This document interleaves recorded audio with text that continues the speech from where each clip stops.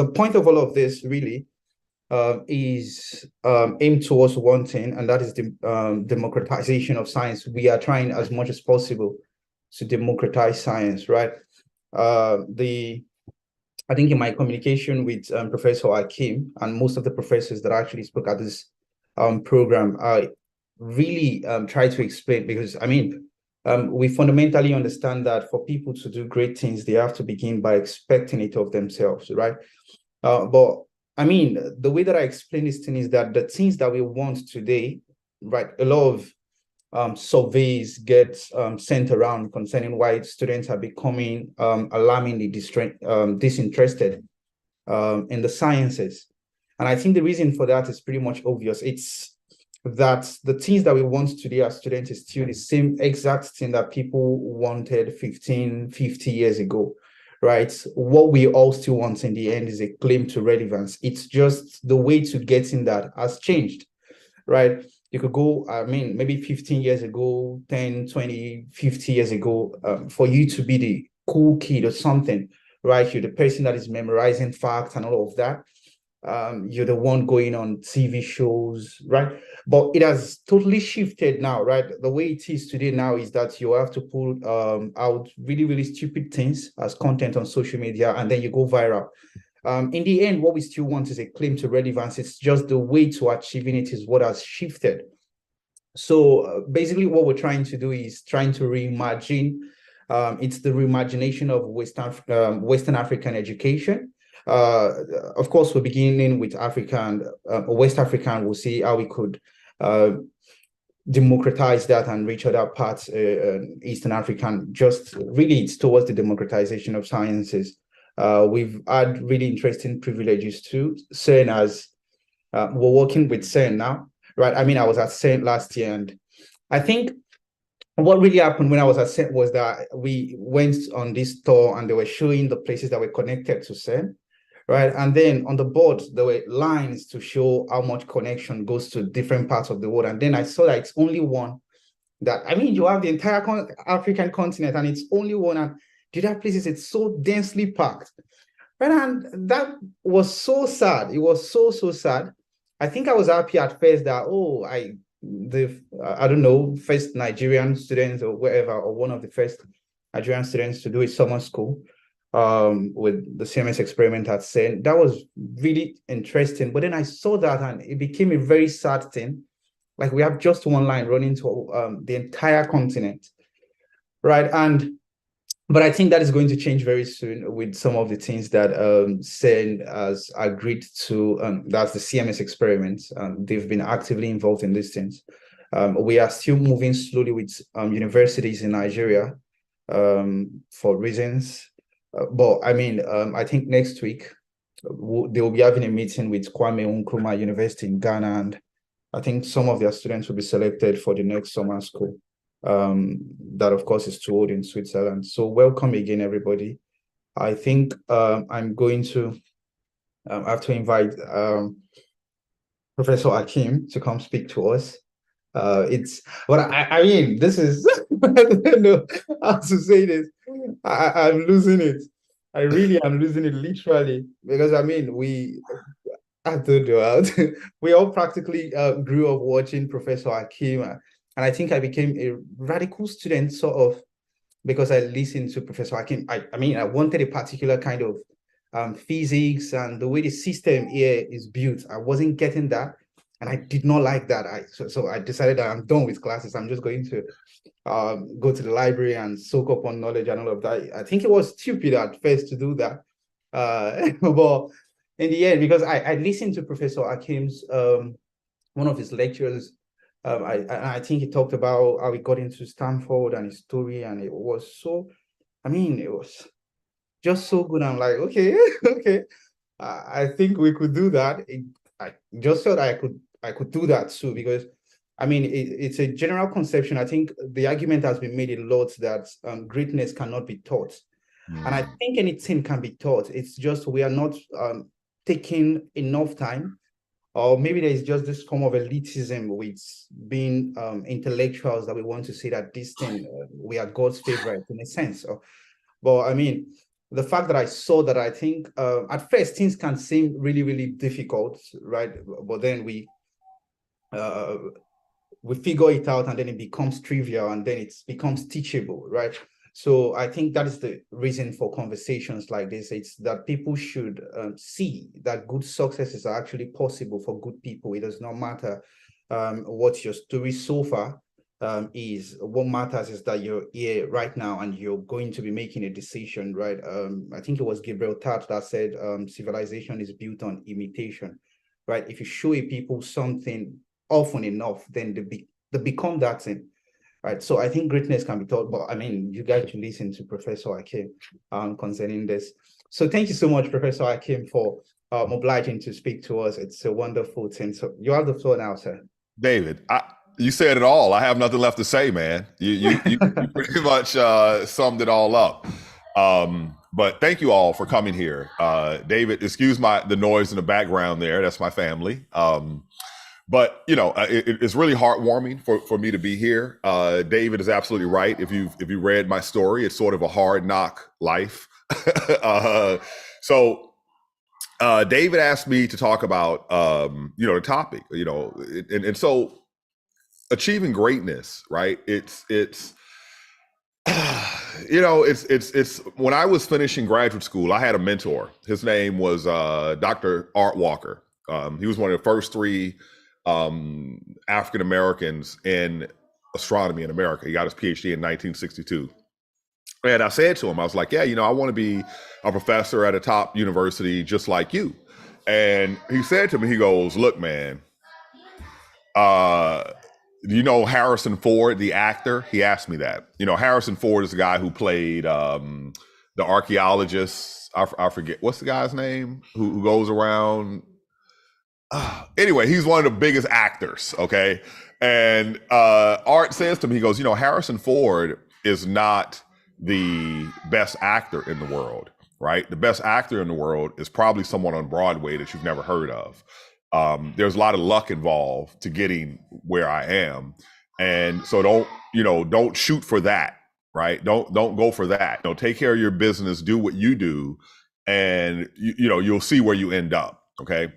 And I did follow his advice, right? And so one of the things that I noticed in my life is that, if you say yes to opportunity, if you say yes to adventure, if you go out of your comfort zone, you find yourself growing in new and interesting ways, and there's no telling where you're going to end up. So for example, at the end of graduate school, I started voice acting, right? I started taking voice acting lessons.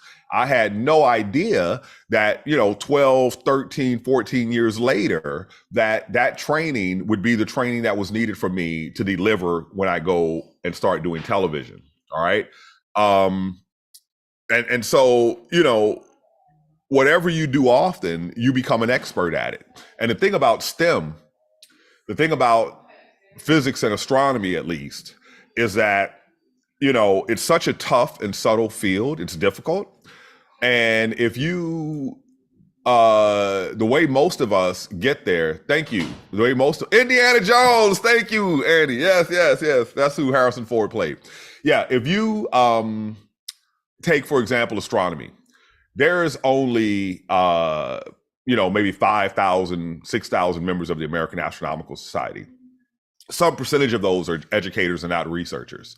And then when you break down the researchers by research area, right? Who studies neutron stars, who studies white dwarfs, who studies the sun, who studies galaxies, who studies, active galaxies, who studies black holes. What you'll find is that the number of people in each subfield is smaller than you might imagine. Even though every nation now virtually has an army of scientists doing this stuff, those working in a particular area tend to be small. And so the way that we come into this field is through internships.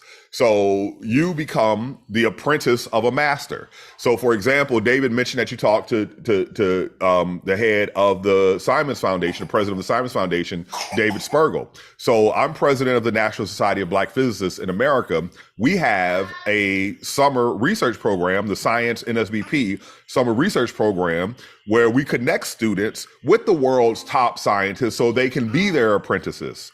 Okay. Hi there, baby girl. And so once you become an apprentice, right, then you can begin to learn the true nuts and bolts of thinking like a scientist and what a scientist does. All right. I completely lost my train of thought. David, how about we do this like an interview, man? How about you ask me questions, or we take questions from the audience and then I answer? Because I didn't prepare something to talk about. Okay. Yeah. I think that would be fantastic. We could do Yeah. an interview form. So yeah, guys, if you have questions, you could put it in the chat section. But I'm going to take on this conversation. Now, one thing I wanted to say to you, David, also is one thing to understand about difficulty when you're doing difficult things is that life will knock you down. All right. Life will knock you down. People will be not nice to you. Your work, if you're in the world of research, you're surprised anything ever works because, we're working at the very edge of can work, right? So let me tell you how a typical project works. Oh, let's make this impossible measurement. Oh, wait, the technology to make that possible measurement does not exist. So let's invent it. Now that we've invented this impossible technology, we have to calibrate it. But the technology to do that doesn't exist. So we must invent that as well. So as you're going along, you're inventing everything that you need. Even when you get your data, you have to invent new methods to analyze the data. All right. And so, it's very difficult, but you know what? Driving a taxi is very difficult. Driving a bus is very difficult. Being a garbage collector is very difficult. There's nothing in life that you can choose to do that's not difficult, right? Being a housewife or a house husband is difficult, right? So what you want to think about is going for it and not stopping until you get it and realizing that it's there for you, right? It is within your grasp. Okay. Now, like I started talking about training. So training is super important. And harnessing STEM in Africa, someone asked me about. Abdul Latif, yes. So harness, you just snatched my brain out of me, Abdul Latif. So I'll go back. I forgot what I was talking about. I had my son step over. Yeah, all right. What's going on, David? Let's chat. Okay. So I think I'm going to ask some questions and we could do it that way. So I think in some of your interviews, you've talked about your early years, right? Yeah. You got interested in Einstein's special relativity, the competitions that you wrote a program with. I think you said your girlfriend's program. Yeah, TRS-80 color computer.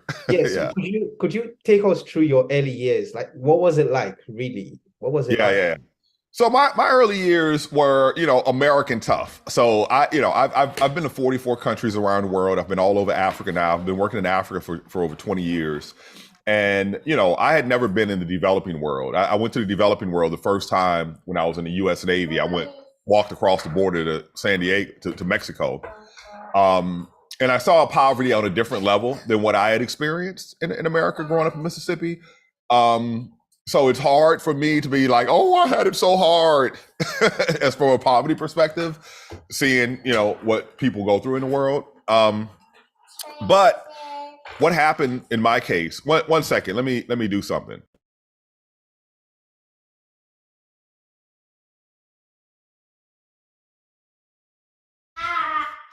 Yeah. So what happened is my parents, were married for many years before I was born.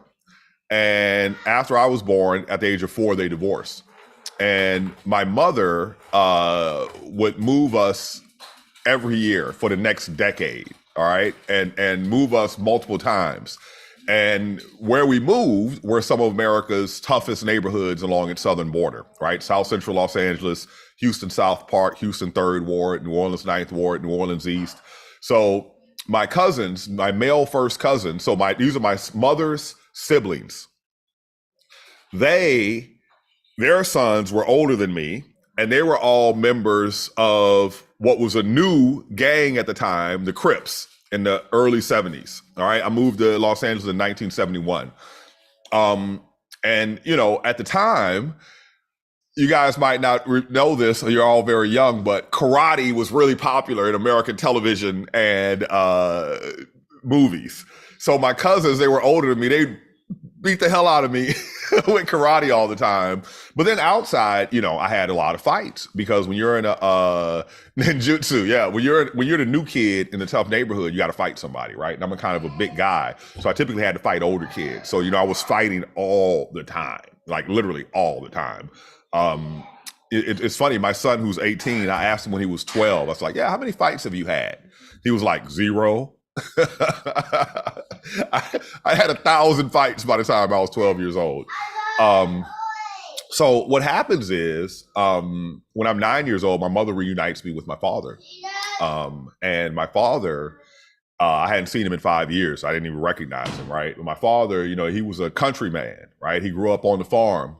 And he, you know, I don't know if you guys know what bootleggers are, but in America, in certain parts of the country, alcohol was illegal. So there were certain families that would make and sell alcohol. So my father's family was such a family, right? Oh, wine is it's way stronger than wine. So my father, he drops out of school when he's 9 years old, and he leaves home at 13. At 17, he joins the army, goes away to the Korean War. He comes back and he starts importing marijuana in addition to the alcohol, right? So my father, you know, had some hustle about him, right? Some business hustle. And when I was reunited with him at 9 years old, you know, he had me by his side as he did business. You know, I would package and clean the products. So on the one hand, with my cousins, right, they're members of the Crips gang. On the other hand, with my dad, you know, he's a big, you know, marijuana dealer and alcohol salesman, right? All illegal. So I called my family life crime school. Okay. But my father, you know, he was wise about it. He wasn't you know, he would tell me how to go about doing business, right? And basically what he was teaching me about was honor. Right? Honor and integrity in business. Even though it was an illegal business, if you do it with honor and integrity, your probability of bad things happening to you are massively reduced. All right. Now, that did not mean that bad things did not happen. For example, one time when we were not home, some guys came to rob the house and ended up shooting my older sister, Andrea. She survived, but you know, after that, she was unable to have children. So she ended up adopting children later in life.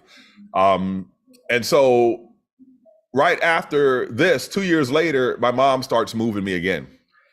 And there was this one time period between the age of 11 and 13 where I ended up living in 9 different households and attending 5 schools across 3 US states. And like I said, it was always these tough neighborhoods, and I'm out there by myself. So I learned, you know, that it's time for me to thug it up. It's time for me to be so crazy and so dangerous that nobody messes with me. All right. And so that's the sort of persona I took on around the age of, you know, 13. Right. And then my mom sees that my cousins are getting arrested from, yeah, anyone could fall victim of robbery. And I have, but it was usually when I was putting myself in crazy places and crazy hours. So I never wanted to, you know, I was just doing sales. I wasn't harming people. I never wanted to do violence, even though I was surrounded by violence. Once I got to be around 13, 14, I realized I didn't want to hurt anyone. But, you know, defense is a separate matter, right? If you're defending yourself. So, you know, by the time I'm 16, I'm carrying a gun every day. And I'm in, you know, one of the worst schools in America. So I don't have any good education either, especially in mathematics. You know, whenever we take the national tests, math was my poorest performance. All right. But that all changed because when high school came to an end, my principal introduced me to the Navy recruiter, the U.S. Navy, and I signed up to go to the U.S. Navy, and they taught me algebra. Okay. So when I got out of the Navy, I was able to go to college. I was already interested in physics just for fun. but you need the mathematical acumen, and the basis of it is algebra, right? Algebraic thinking is the basis of math. And I don't know about, typically when we get students from Nigeria here in the US, they're much better educated in mathematics than our American students are. But, the big bottleneck for students going into STEM in America is math. Okay. You get to the real physics, you get to the real STEM, and the math becomes something you've never seen, because what they do is they trick you for, until you're 13, 14, they make you think that math is all about numbers. Then you get into physics and you're like, where the hell did the numbers go? Right? And that's not the type of mathematical thinking that you need. All right. And so, so logic and mathematics are sort of the foundation. I was self-taught logic. I learned algebra in the Navy, and then I go to the university. Now, the other thing about it is that I think, there's what I call the immigrant hustle. So, there's a difference I find between being born in a place that has prosperity versus not being born in that place. So I'll give an example. I was chatting with the president. He recently retired, of the University of Maryland in Baltimore County. He is a African-American man. And if you ever look at that image of Martin Luther King going across the bridge in Selma, where the police were putting dogs and all this on him, Freeman Rabowski was a child on that bridge marching with Martin Luther King Jr. And then he grew up to become an academic, and he was the president of the University of Maryland, Baltimore County, for a long time. So he asked me, he said, Hakeem, what do you think is the number one demographic characteristic of the parents of students that declare a STEM major and actually graduate with it? So I said, how much money the parents make? And where does circle geometry go? Circle geometry is a part of it, right? Shay. And so I said, money. He's like, nope. I said, whether or not the parents graduated college. He's like, no. I was like, whether or not the parents graduated college in a STEM field. He's like, no. And I'm like, well, what is it then? And he said, whether or not the parents were born in America. If the parents were not born in America, the students would stick it out through the difficulty and get the degree. So that was the same thing with me, right? I had come from simple circumstances where I held, jobs as janitors and, just minimum wage, menial labor jobs. So when I got the opportunity to do physics, I wasn't going to let it slide through my fingertips. Even though it was incredibly difficult for me, I had to rise myself to the level of the physics. Nobody was going to bring physics down to meet me. I had to rise myself to the level of the math and the physics. And it's just a matter of time if you put in the hard work. That's the thing about this stuff. So I'll give you two examples. Example number one, I go to the university, and for my first 2.5 years, the highest grade I achieved in a math class was a C. Then I drop out, come back, and I decide I'm going to do every problem in the calculus book. So every night, me and this woman, Francesca Wilkins, would go and do math problems until we did every problem in the book. After that, the lowest grade I got was an A. All right. So the hard work directly translated into the mastery of the material. And the same thing worked with physics. I did the exact same thing in graduate school. At that time, it was me and an Indian guy, Rakesh Nigam. We would go every night, do quantum mechanics till we went through an entire quantum mechanics book. And after that, I got A+ in graduate quantum mechanics from Andre Linde, right? And, ace both the problems on the qualifying exam. So STEM seems harder, but actually it's not, because there's a logical connection between the mathematics and the physics such that you can learn a few things and logic everything else.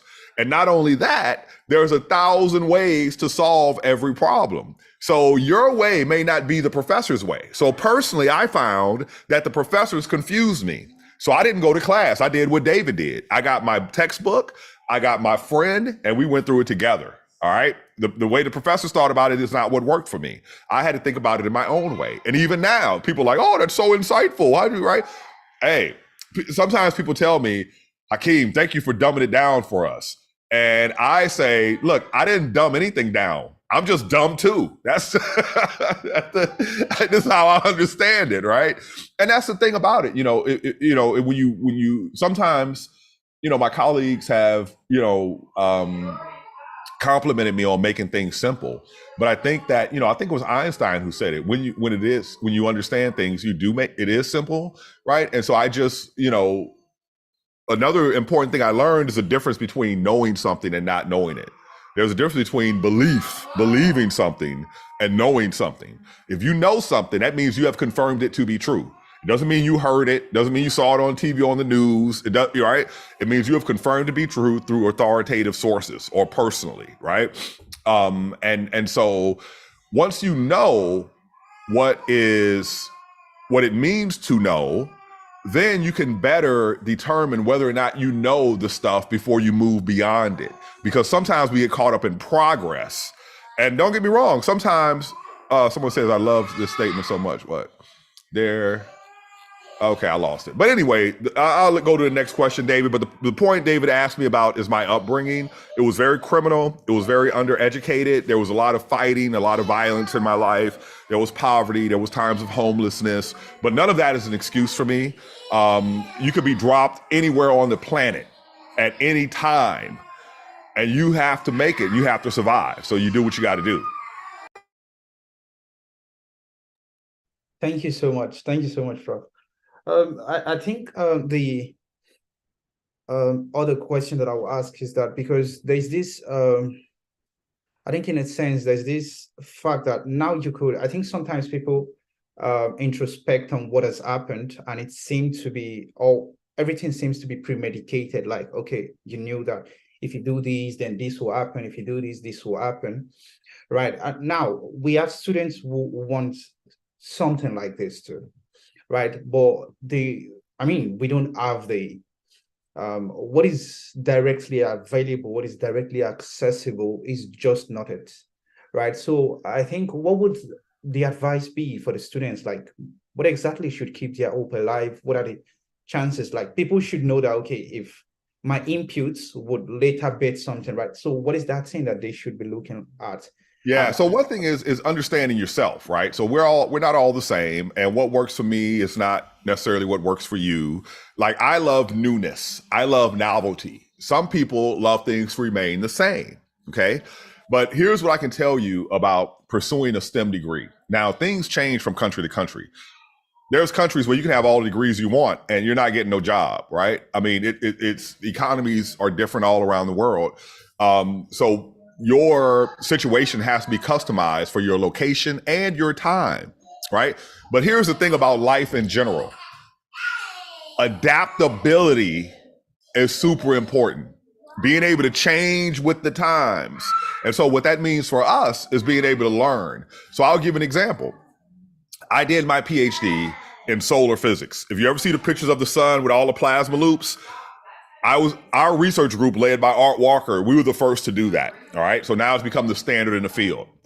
So after building a spacecraft, right, and sending it into space and analyzing the data, what do? I go to Silicon Valley, which has nothing to do with spacecraft, and nothing to do with space. But what did I study in space? I studied plasmas. When I was building the spacecraft and calibrating it, we had to do it using what are called beamlines and vacuum chambers. Well, guess what they use to make computer chips? Plasmas inside of vacuum chambers. All right. So I had this set of skills that I could apply in a completely different area. And then you have data to analyze, right? So I had early computation. Because I lived on a farm, I had very, tools, mechanical skills, right, that helped me in the lab. And then I had this knowledge of plasmas and physics, and I could take the math. By the time I finished graduate school, of course, I'm well educated in math. And the way math works in the real world is you think about a situation and you write down from that situation, whatever it is, exploding star, loops on the surface of the sun, gravitational waves going through space. Whatever it is, you write down these mathematical equations from thinking about the situation.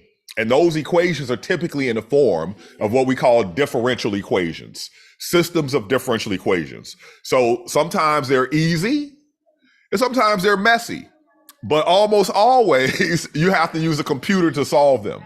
So if you have so anyway, I'm talking about the various skills. Right?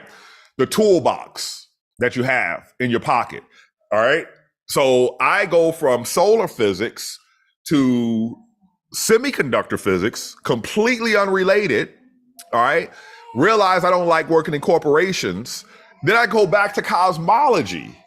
All right. Again, the same skills, experimental skills, understanding plasmas, understanding the mathematics, understanding the data analysis. Right. Then I go from there and I start doing survey science, big data. Let's analyze 5 billion observations of 24 million objects in the sky. All right. Again, creating new mathematics, creating new techniques. And then now let's go from there to ion propulsion. Okay. So, and now I'm back to doing the heliosphere again. So the adaptability, the ability to move from one area to another is based in really three things: knowledge, skills, and relationships. All right. So the knowledge is the stuff you're going to get academically. The skills are the stuff you're going to get from doing. And what I was saying earlier, you typically do it as an apprentice of someone. And because there are so few people in every field, if they give you a good project to work on, in 18 to 24 months, you will solve that problem. You will write a paper describing your solution to everyone. And now guess what? You are one of the world's experts on that topic in 18, 24 month period, right? And then you do it again, and then you do it again, and then you do it again. But the understanding is, for me, I get bored quickly. I have, I have buddies that started doing a particular research topic when they were like an undergrad, say 20, and now they're almost 60 and they're still doing the same research project. That could never work for me, right? Whatever I was doing in the 90s, there's no way I could still be doing it today. So one of the things that I do is I branch out, right? I do multiple things simultaneously.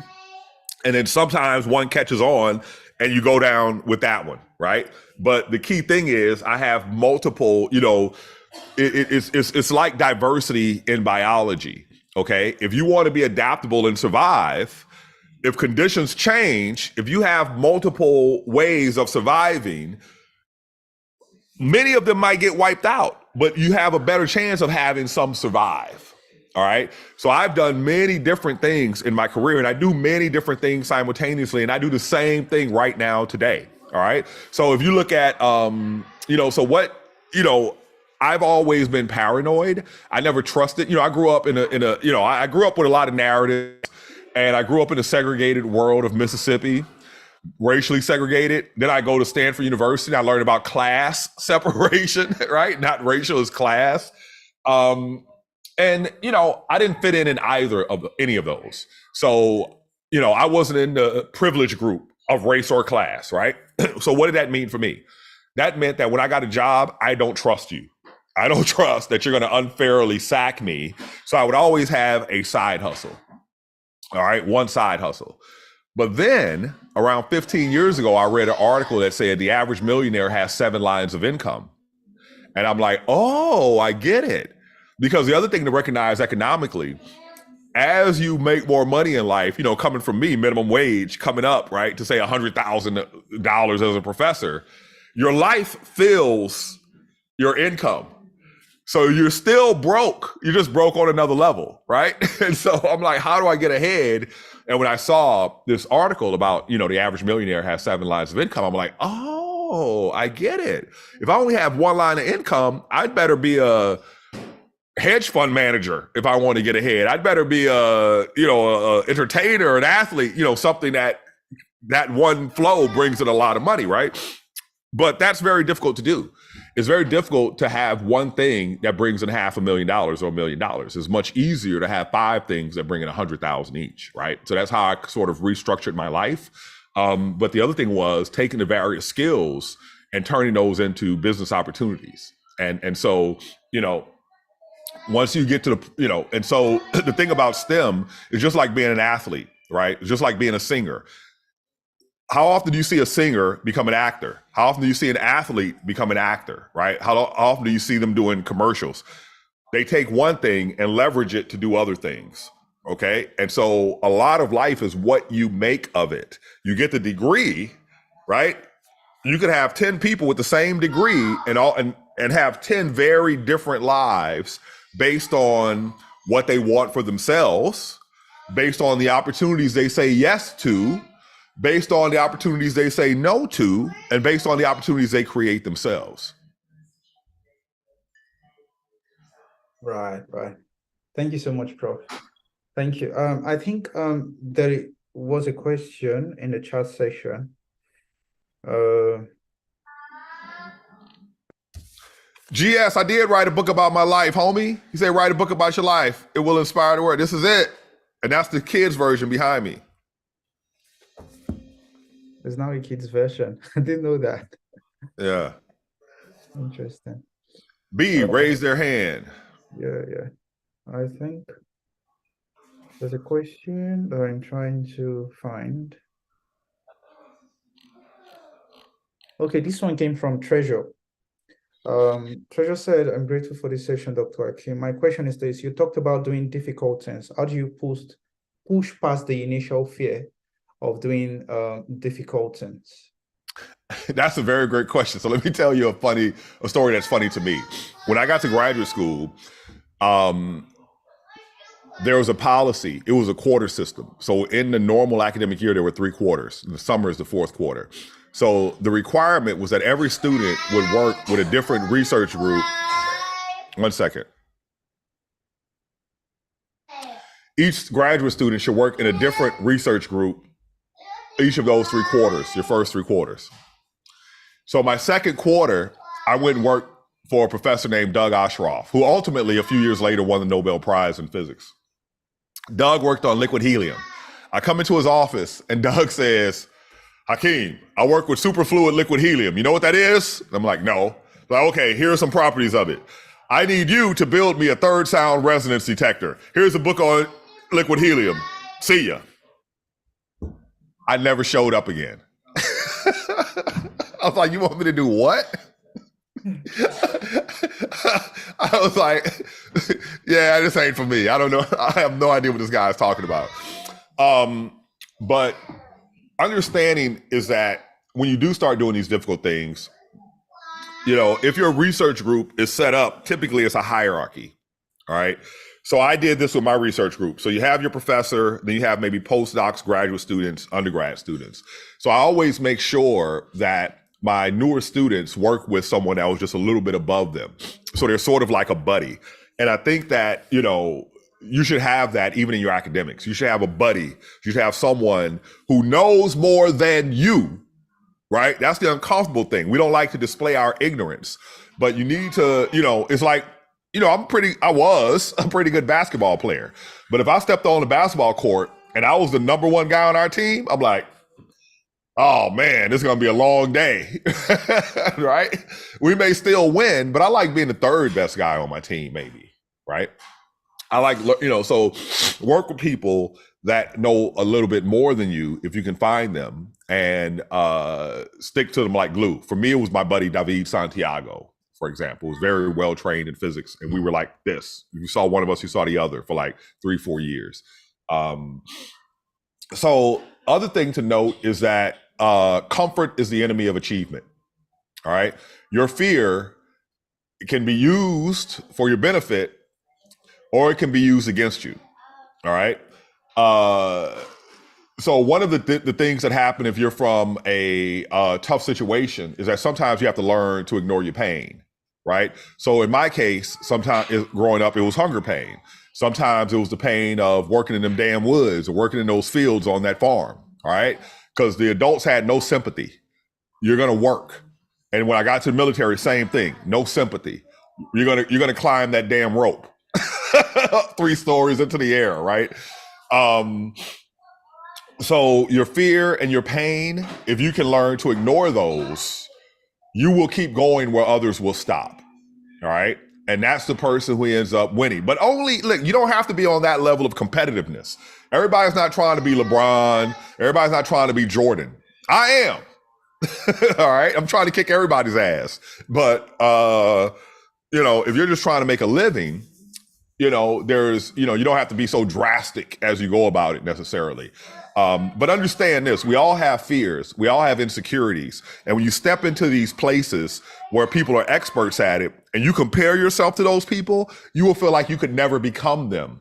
But if you keep the faith in that process, you'll look up in 2 or 3 years, you are them. So I'll give an example. When I showed up to graduate school, you go to colloquia where people give their research talk. I never understood anything ever in my first year.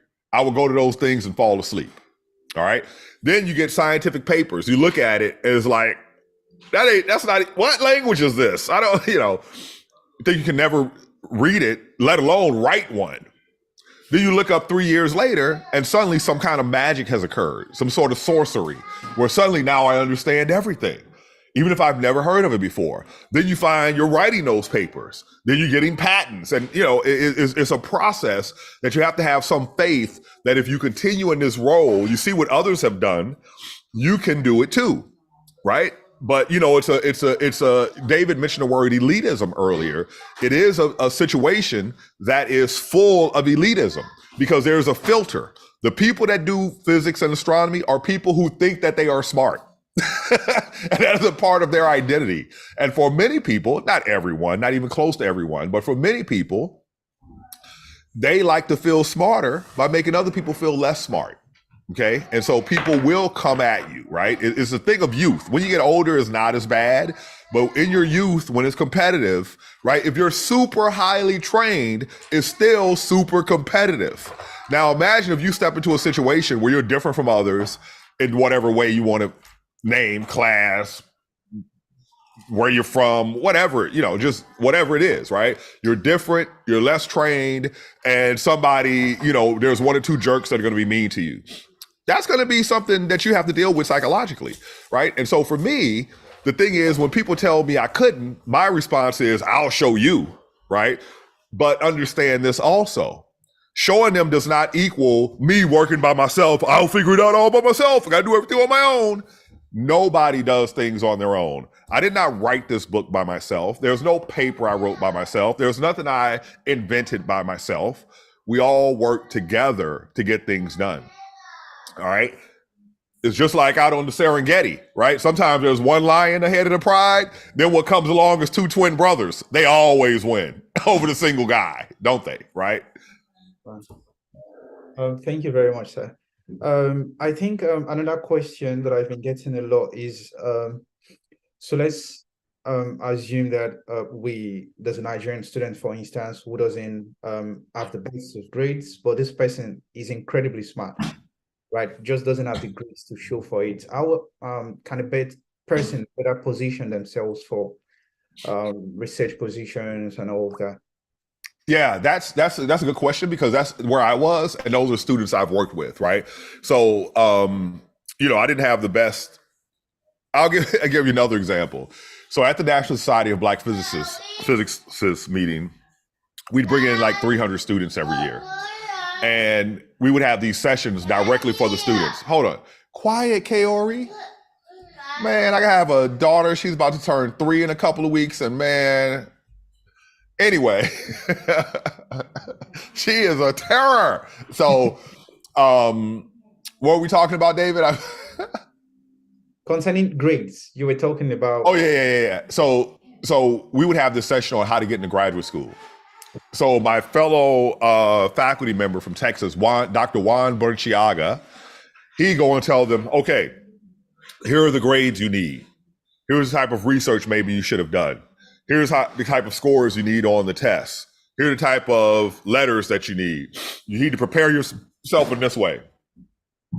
And after he would do that, I would get up and say, okay, now suppose you didn't do any of that. You didn't get good grades, right? How can you still get in your top school? Well, one thing I want you to know is that thing has to do with time.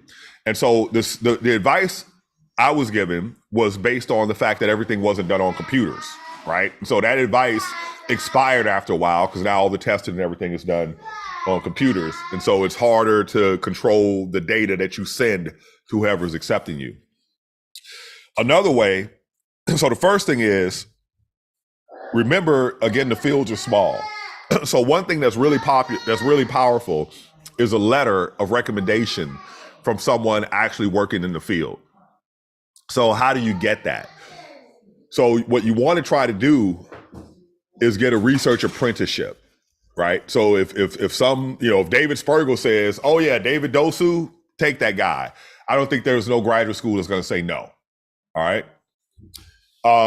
So if I have two students' applications come in, one has a perfect 4.0, perfect scores, all this, and the other has a recommendation from a colleague that I know and trust, which one am I taking? The one with the recommendation. So you want to put yourself in the mix somehow. So where there are conferences, where there are research opportunities. So for example, because I do astronomy, I'm aware of what's happening in astronomy, but there's also a lot happening on the continent in physics, okay? So there's these different organizations, and you've already done a great job of connecting with the right people and connecting with these organizations. But the good news is that there's an army of people out here in the world that are ready to help students raise their level. But let me tell you what's not successful. Falling into someone's LinkedIn, sending someone an email, that's going to be hard to break through, because if you're a known scientist, you're getting like a dozen of those a week. Okay. So that's going to be hard to break through. So where you can make the personal touch in person, and that's right, Shayi, this life is built on relationships, knowledge, skills, and relationships, right? And so, the other thing you can do is, there are places, coding is really important nowadays. All right. So if you if you write codes, put it on GitHub. All right. Make your stuff public. Your work. Work for free for a professor, for example. We all like labor, right? Free labor if they're actually doing research. It's hard to do from a distance, but in person, it's I'll give you an example. There was one guy who came to work, who was pursuing me to work with me. It's a big guy, big white dude from Philadelphia, right? Thick, scar on his face, C student, average student. Started approaching me for research. I'm like, nah, dude, I'm scared of you. You're big, you got the scar on your face. You might eat me or something. Dude pursued me for a year and a half. Finally, I'm like, okay. Join my research group. This guy became a star. Now he's at NASA. He's now Dr. So-and-so, right? But he went from being a C student from being a star because a research group gave him a family, right? And once you have your tribe, you can thrive better. You can learn off of each other, right? And then you're every day, when I saw he had the passion, I would, keep him and a couple other students by my side. So, it's time for me to go, down to South America to do something. It's time for me to go to this mountaintop over here in Utah. Come with me, because I know you're about the business. Let's go do this, right? And they learn the ropes. They learn, we write papers together. We write proposals together.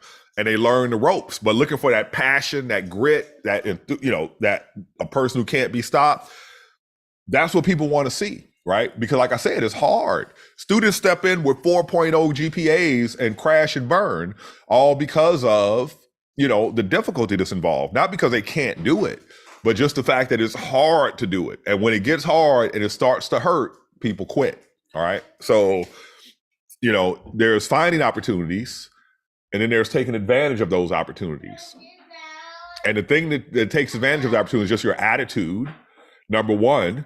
And then, whether or not you have some talent, right? You may not be out of the box the most talented person, but like I said, there's 1,000 different ways to approach this. So, some people, like I have, I'm insightful, right? I see through problems somehow, right? Without going through the gory math. Some people are gory math.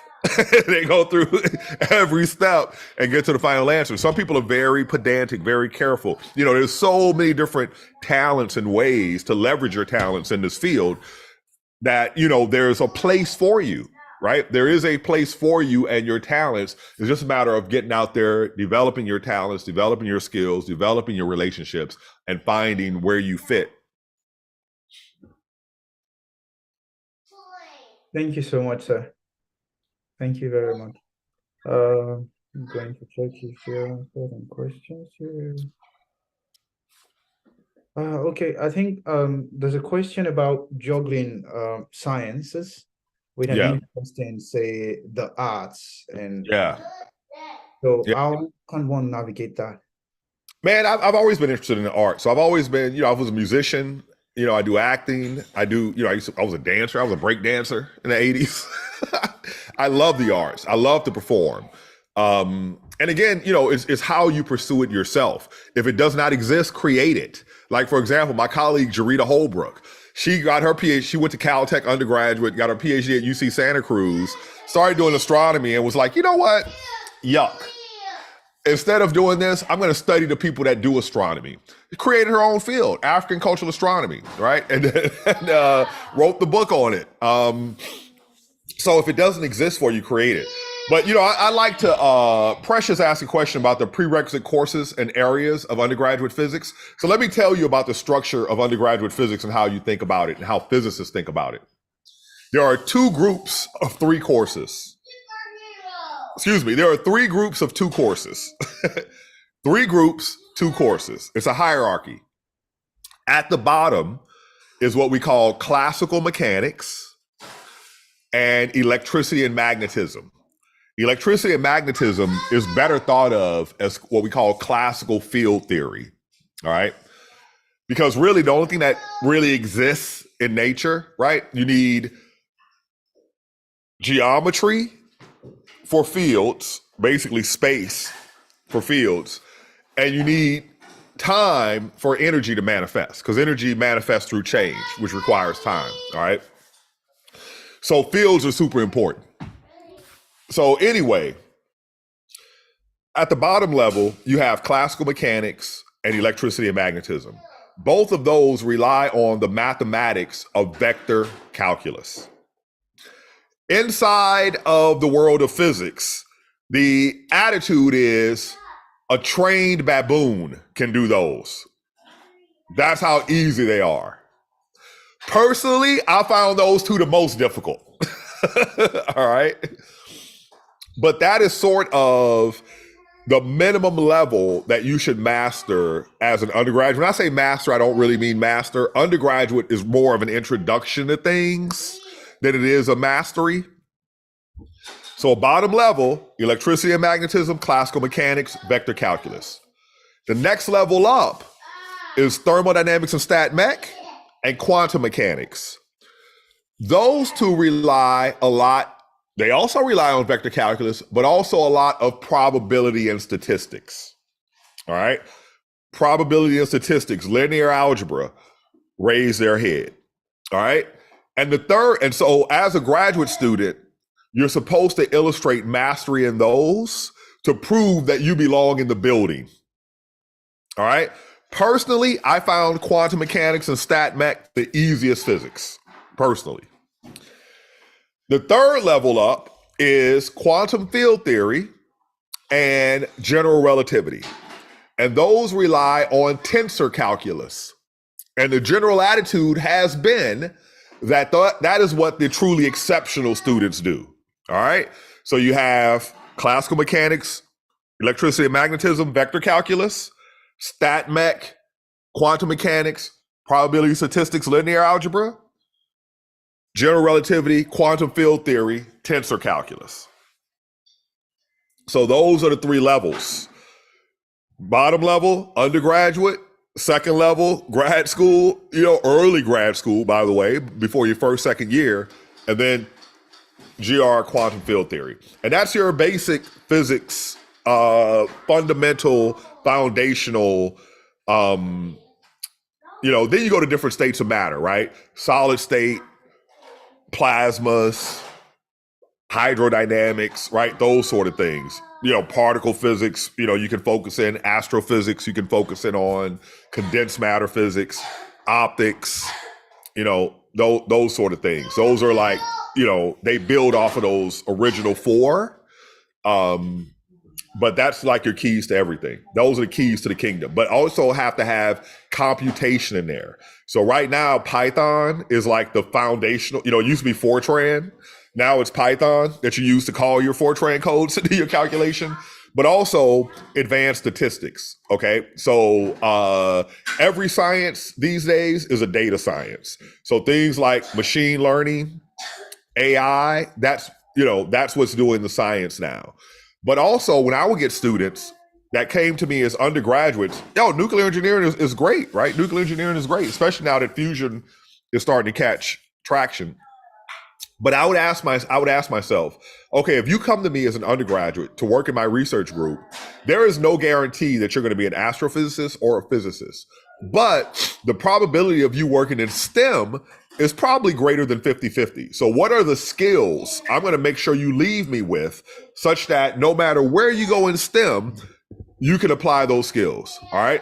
So there was a computational skills. There were hands-on mechanical and electrical skills because I build things, right? So you need to know electronics and you need to be able to at least make a picture such that a machinist can make something for you, right? And then there's the statistical skills, right? And data analysis skills. So after you get those skills from me, I think you're set up to do, if you have the logical skills to analyze problems and write them down, and convert that into a computer code that can actually solve the problem, and then have the ability to make whatever you need to get that data, and then the ability to analyze that data. You're set up to go in many different areas. And by the way, in America, we typically have a shortage of people that are willing to work in instrumentation, right? So, when I was focused 100% on building and making things, there were times where there were jobs available and they would get 400 applicants for the job. And there were only 2 of us literally that were actually qualified for it. And this is early in my career because everybody is focused on data analysis, right? So if you decide I'm going to learn electronics and mechanical stuff and learn how to build experiments, right? Well, it's not just experiments, whatever it is that needs to be built. It's pretty much what it is, right? Remember, that's what we do, the impossible. We're like, what needs to get done? We're doing that, right? Even if it appears impossible to start. So it's the same skills everywhere. It's the same skills everywhere. Those mathematical skills, those mechanical skills, those electrical skills, and those computational skills, they're applicable everywhere in every STEM field.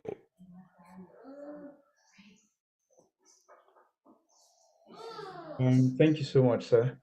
I don't know if you guys have questions. So I'm going to, um, if you have questions, you can actually unmute yourself now. I'm giving you that option because I'm getting a lot of DMs that your questions are long or whatever. Somebody said, Dr. Oluseyi, you're so beautiful. What is your skin routine? I'm just kidding. I made that one up. Okay. Okay. Okay. B, what's happening? I have a question. My question is regarding the first travel to the moon. Hello, sir. Can you hear me? Yeah. Hello? First travel to the moon. First travel to the moon. What about it? Yeah. Yeah. From the book titled From Earth to the Moon by Jules Verne. Yeah. 3 men traveled to the moon. That was the first travel to the moon. Barbicane, Nicole, and Michael Adam. So as at January 2022, we're meant to know that the Apollo mission went to the moon. I didn't catch so the question. So my question is, I don't know, is there any... as at January 2022, the Apollo mission traveled to the moon. So my question is there any possibility of obtaining the remnants, or let's say the carcass of those men that traveled to the moon, the first 3 men that traveled to the moon? Yeah, so Jules Verne's story was fiction. It wasn't real. It was the Apollo. And so the one that's going now is called Artemis, not Apollo. So Apollo was the 60s. Artemis is the 2020s. So the next mission is supposed to, are we at Artemis 3 now? Yeah, I think we did send the astronauts last time, right? So the next one would land on the moon, but then they're going to put a part of the Artemis mission. It's just like we have a space station orbiting Earth. We're going to have a station orbiting the moon. All right, they're going to build a space station that orbits the moon so that astronauts can be based there, and so you can go from the lunar surface to the orbiting station, and then from the orbiting station to Earth, right? So it'll be like a way station. So there's a lot to be done, and we're going back, and some of you may actually go. If you take on the challenge that David is putting before you, an opportunity, you might be the next person going to the moon, in 2030s. 3 new messages. So who do we have here? Artemis 2 currently. Oh, okay, there we go. Artemis 2. Yeah, I think I have a question, and I think after this one, we should be I don't know rounding. what embedded systems is for whoever's asking. I don't by name. I know things, but not by their name quite often. So I'm not sure what embedded systems means. Yeah. Sir, the thing is, we've been negotiating some collaborations and partnerships with, say, Harvard's physics, UC Berkeley's physics, and I think one of the things that we are still unsure about the logistics of is the possibility of virtual internships, right? And so I don't know if this is something that you've had a stint with, or how. You know what? I mean, it does. It is something that is an opportunity to do, because we can actually do this, right? You're sitting on the opposite side of the planet. I'm sitting here like that is mind boggling to me. Because it's normal for you because you're born into it, but I'm from the 20th century. No, that's a wonderful idea. There are difficulties that you don't think of when it comes to doing research. For example, one of them is what is known as export control law. So when I was working to try to get a lot of telescopes in Africa, one of the problems was we couldn't get the cameras because, they just wouldn't sell them, right? Because they could be repurposed for something else that someone was concerned with. Nowadays, America at least has these open data policies, which means that a spacecraft or a telescope or some mission, when they get their data, they make it public immediately. So like the next latest, greatest telescope that we're making is called the Vera Rubin telescope. Every night is going to download something like 3 to 10 terabytes of data. I forget the exact number, some 3 at one point, 10 at one point. But anybody in the world can access that data and analyze it and make progress. So yeah, it's definitely possible. If it's theoretical, if it's computational, we can definitely do that. The difficulty is having a group atmosphere. So, one of the things about being in a research group is that you can just walk over to someone and start chatting with them. And that is incredibly, incredibly valuable. And so the challenge is, will you have someone in your local environment? So suppose you get together a virtual research group and there's 5 people all at the exact same level, right? And you're talking amongst yourselves, and it's not about, a lot of things are more experience than they are ability to figure things out. It's like, oh yeah, I saw this problem in the past. So I'll give you an example. I was working briefly with the test satellite team, and they had this detector noise problem. And I was like, oh, yeah, I know exactly what that is. Or not exactly what it is, but exactly how to find the source of what it is. Do this. And how did I know that? Because I had that exact same problem when I was developing detectors, more than a decade earlier. And guess how I solved the problem? I discovered that Hubble's camera had the exact same problem, and those folks had already solved it, right? And it's not solving the problem, it's really finding the source of the noise. There's a way of doing that that's pretty efficient versus going through everything one at a time over the course of a couple of months, right? So a little bit of experience goes a long way. So there are challenges to virtual research groups if you don't have a senior member at your location. And then the other thing about it is that if you your local resources, right? So for example, when you're doing research and you're doing, suppose you want to get some of that data from the Vera Rubin telescope. All right. When I analyze data of that sort, I had to use a computing cluster at one of our top computing centers, and a computing cluster at a university, and a computing cluster at my own university. So it was very computationally heavy, and I needed computational resources that I did not have locally, right? So how did I have access to that? So there's those kind of problems as well. So it's all about choosing the right type of problem, and also, having the right kind of communication loop and having the right resources. So one of the things that we have is, you talk to Spergel, the Simons Institute might be a good place. Or yeah, they're really good. Another group are the Cobley Institutes, although they don't focus so much on students from what I can tell. And then there's a third one. Who is it? I know Heisen Simons does it as well.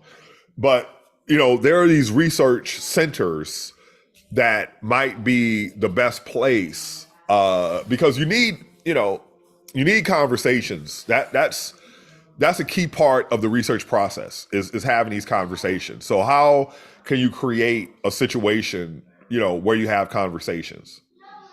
I see someone say it's a chat group, but chat groups are hard to keep up with, right? You might want to have a weekly Zoom or something like that, but typically you bring what your problems were, your problem to progressing.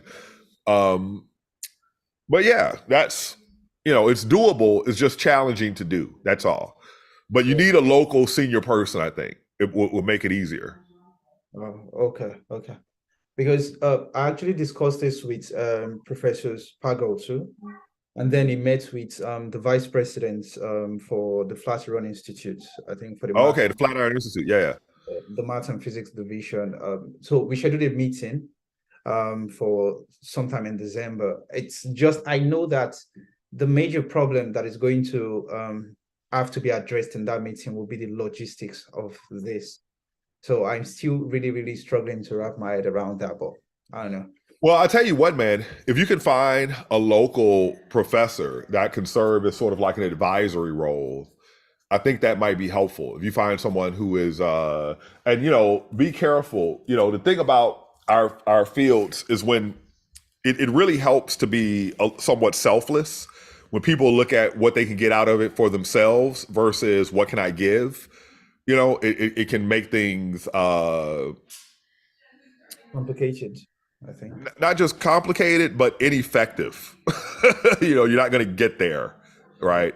So you want to make sure that you choose someone who has the right spirit as they're undergoing this. And the other thing is that if what they want out of it is actual scientific papers, then that's a good self-motivation. That's a good self-motivation because they're going to be motivated to get things done.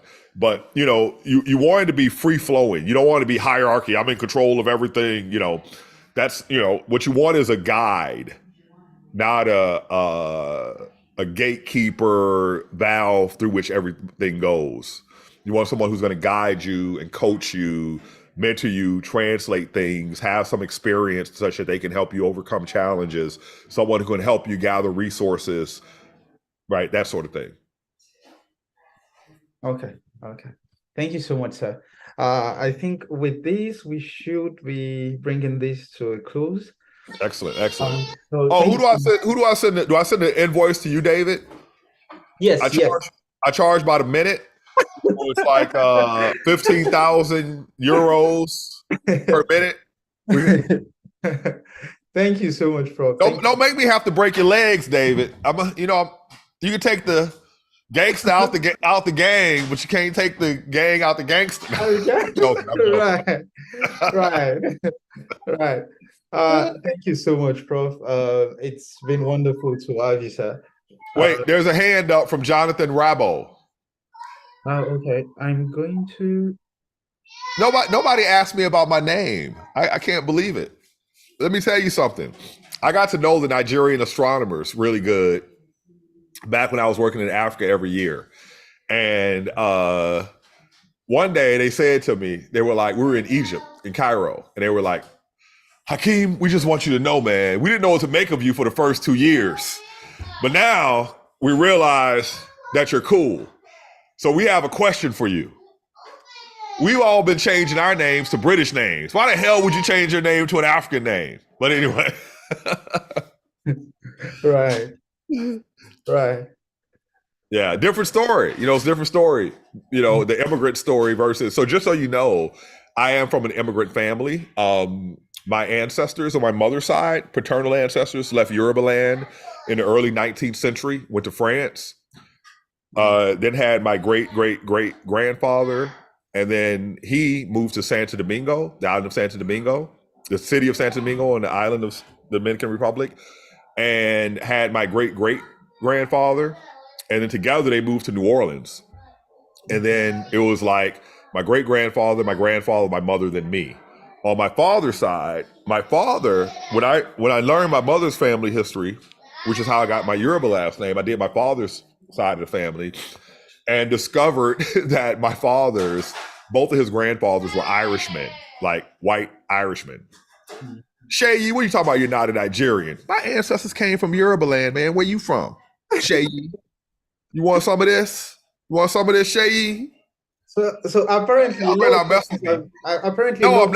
Nigerian, but I eat jollof rice. Right. What? I said a lot of persons have been assuming that you're Nigerian. I don't know. Well, if your ancestors come from there, what are you?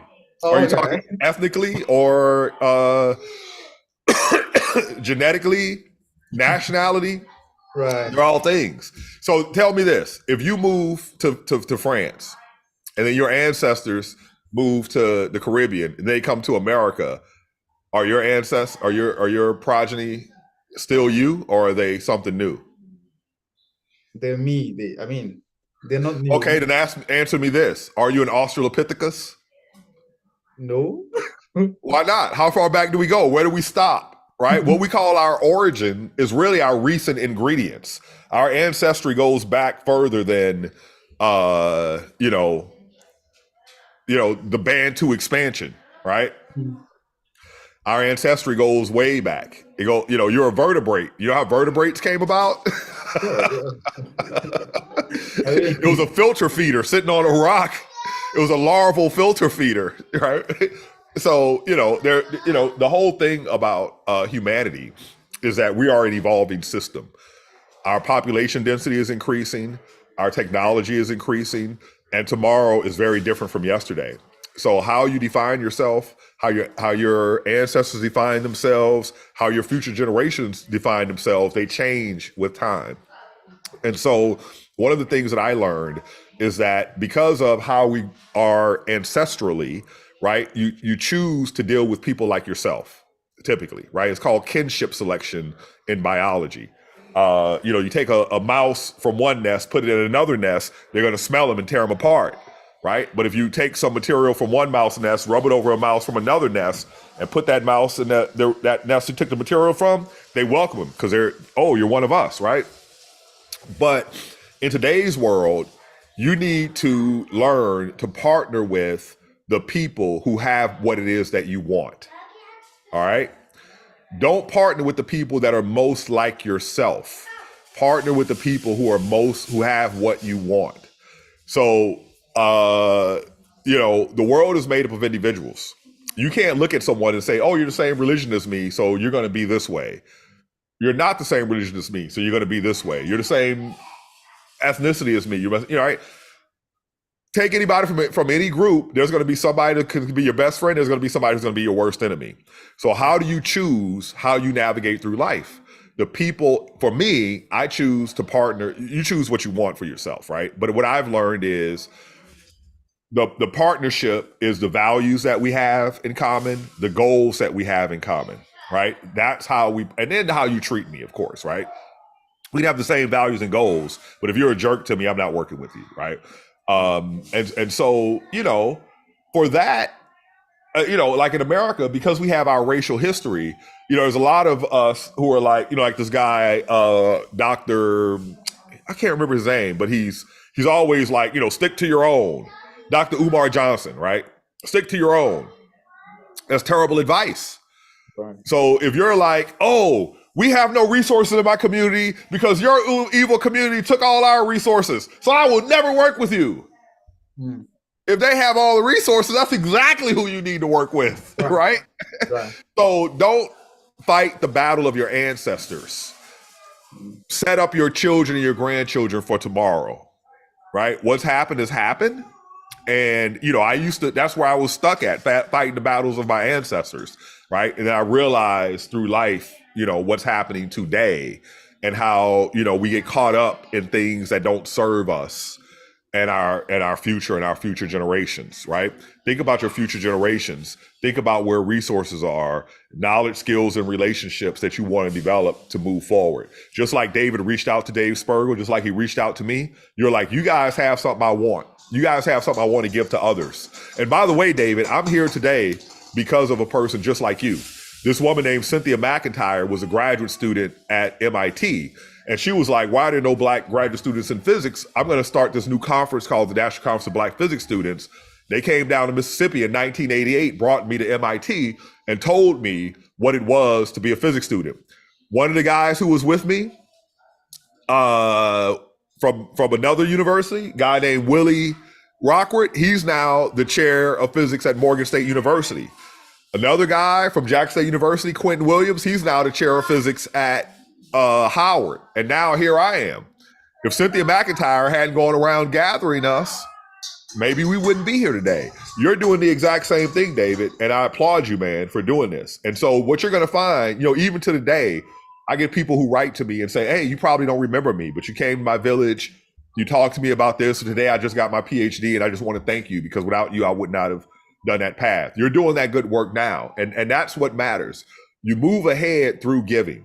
You move ahead through giving, and you connect with others. So, David, out of doing this, I would recommend that you apply to be a TED Fellow, right? They take people like yourself. One of my good friends from Nigeria, Johnson Urama, he was a TED Fellow long before I was. But once you go, they connect you with other people who want to help you to do whatever it is you're trying to do, right? And people who can help fund it.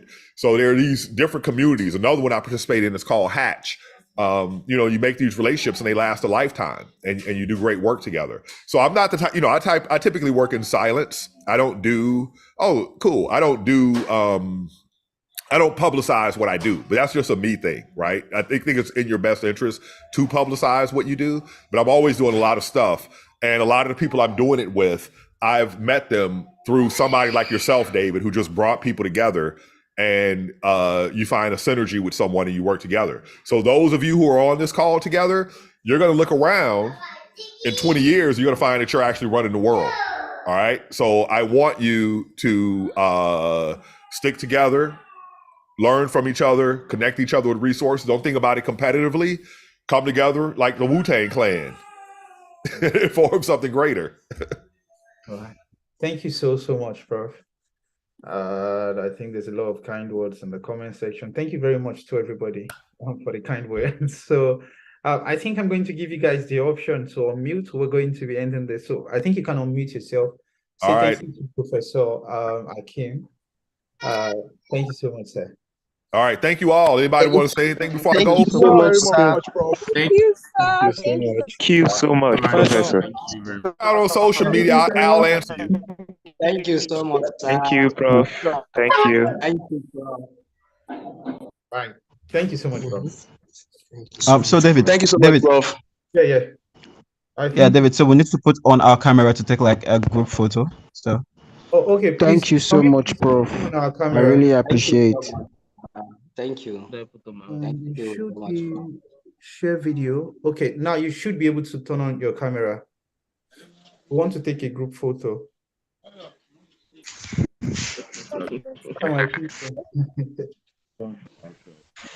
David, you take it from your hand, please.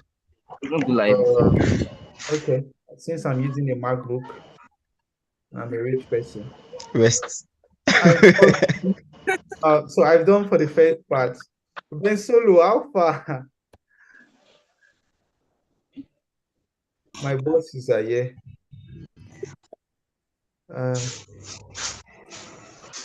Okay, this is beautiful. This is really beautiful. Antonio, Why is everyone opening camera? please let's turn on our That's the camera. speed up. I'm still trying to take for some persons. Please let's turn on our cameras. Oh, okay.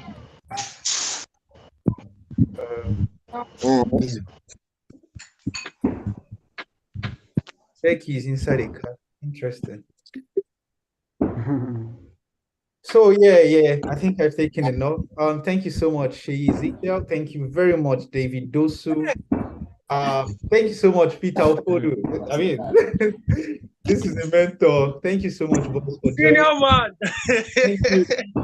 Oh my God. Well, this Would you was be able recording.